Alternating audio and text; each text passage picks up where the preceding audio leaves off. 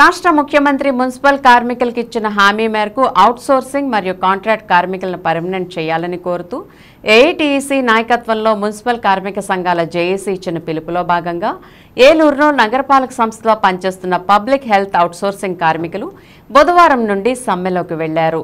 సమ్మె సందర్భంగా నగరపాలక సంస్థ కార్యాలయం వద్ద ఏఐటీసీ అనుబంధ ఏపీ మున్సిపల్ వర్కర్స్ యూనియన్ ఏర్పాటు చేసిన నిరవధిక సమ్మె శిబిరాన్ని ఏఐటీసీ జిల్లా ఉపాధ్యక్షులు బండి వెంకటేశ్వరరావు ప్రారంభించారు.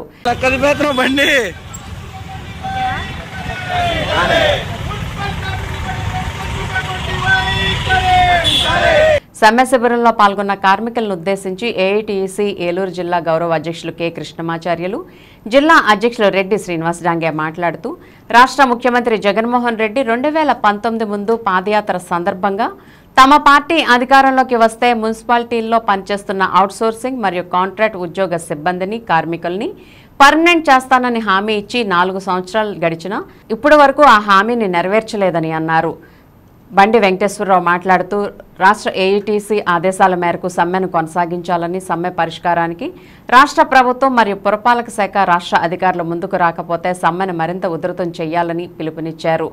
ఏఐటీసీ ఏలూరు ఏరియా కార్యదర్శి Appalaraju, AP municipal workers union Eluru జిల్లా కార్యదర్శి భజంత్రి శ్రీనివాసరావు మాట్లాడుతూ గత 4 సంవత్సరాల 9 మాసాలుగా మున్సిపల్ కార్మికుల సమస్యల పరిష్కారం కోసం వివిధ రూపాల్లో ఆందోళనలు, ఉద్యమాలు చేసిన రాష్ట్ర ప్రభుత్వానికి, డిఎంఏ అధికారులకు వినతులు సమర్పించినా ప్రభుత్వం స్పందించలేదని పేర్కొన్నారు.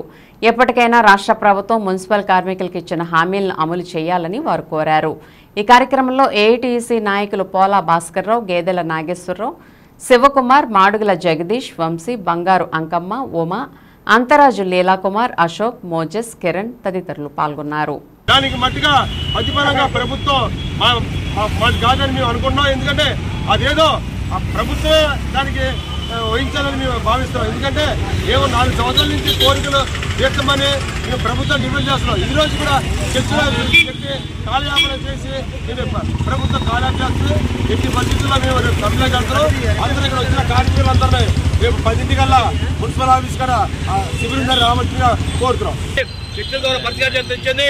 ఆ చర్చల పరిష్కారం కాని పక్షంలో మేము 3 నుంచి సమ్మెలోకి వెళ్తామని చెప్పడం జరిగింది. అందులో భాగంగానే ఈ రోజు మున్సిపల్ శాఖ మినిస్ట్రీ, అలాగే ఇతర మంత్రులు, అలాగే ప్రభుత్వ సలహాదారులు సత్య రామకృష్ణ గారి నాయకత్వంలో ఈరోజు చర్చలు జరుగుతున్నాయి. సచివాలయం దగ్గర చర్చలు ఫలిస్తే సరే, లేకపోతే రేపు నుంచి ఏఐటీసీ అనుబంధ జేఏసీ ఆధ్వర్యంలో సమ్మెలు జరుగుతుంది. కావున కార్మికులందరూ కూడా ఏఐటీసీ అనుబంధ కార్మికులు ఎవరైతే చట్టబడుతున్నారో, ఏఐటీసీ సభ్యులు ఉన్నారో వాళ్ళందరూ సమ్మెలో పాల్గొని రేపు ఉదయం 10కి మున్సిపల్ ఆఫీస్ జరిగే గంట కార్యక్రమంలో అందరూ పాల్గొని కోరుతున్నాం. మనం కోరేది గుర్తింపు కోరిక కాదు, సమాన పనికి సమాన వేస్తున్నాం. అలాగే సుప్రీంకోర్టు ఆదేశం ప్రకారం నెలకి 25,000 వేస్తున్నాం. అలాగే అవుట్సోర్సింగ్ గురించి సిబ్బంది అంతా కూడా సమ్మెలోకి వస్తున్నారు. రాష్ట్ర వ్యాప్త సమ్మె సందర్భంగా మనం కూడా రేపటి రోజున సమ్మెలోకి వెళ్తున్నాము. అలాగే ప్రస్తుతానికైతే మనకి చర్చలు జరుగుతున్నాయి స్టేట్ నాయకులతోటి. అది ఏమైనప్పటికీ ఆ న్యూస్ రాగానే సమ్మెను వాటికి సక్సెస్ ఓకే. లేని పక్షంలో రేపటి రోజున మున్సిపల్ ఆఫీస్ దగ్గర ఉదయం 10 గంటలకు టెంట్ వేస్తున్నాము.